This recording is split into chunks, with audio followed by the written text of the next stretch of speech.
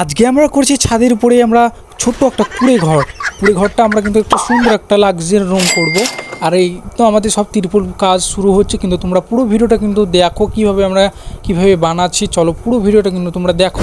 হ্যাঁ গাইস, আমরা কিন্তু আমাদের ছোট্ট একটা কুঁড়ে ঘর বানানোর লেগে আমরা কিন্তু রেডি হয়ে যাচ্ছি। আর এখন 6টা বাজে, আর বিক্রম এখন ওগুলা বাঁধছে ছাদের উপরে। কিন্তু বস্তাতে মাটি ভরে নিয়েছি, মাটির উপরে ডাল লাগিয়ে দিচ্ছি, কিন্তু আমরা ডাল ফাল কাটতে জানি। আর এখন মেঘলা আকাশে কিন্তু বৃষ্টি মেঘ উঠেছে। আর দেখো ছাদের উপরে একটা পুরো পড়তে লেগেছে।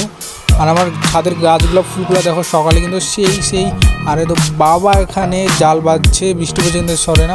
আমরা ছাদের উপরে কিন্তু পিকনিক করব ছোট্ট করে একটা, তার জন্য আরও তাড়াতাড়ি করছি। আর বিক্রম এখানে বাঁধছে, আমার কিন্তু হাতাহাতি কাজ করতে হবে, নাহলে ও পালিয়ে যাবে।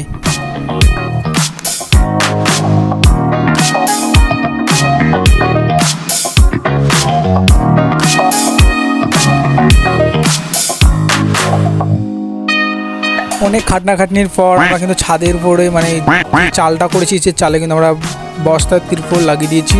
আর চারি সাইডে কিন্তু আমরা কাপড় দিয়ে ডেকোরেশন করব। আর ওই ভিতরে ঢুকে বনু দেখছে বৃষ্টির জল পড়বে নাকি, কিন্তু পালিয়ে এলো। আর তারপরে কিন্তু আমরা আবার নতুন করে আর একটা তিরপল লাগিয়ে দিচ্ছি, যেন বৃষ্টির জল ভালোভাবে যেন আটকায়, যেন ভিতরে যেন না পড়ে।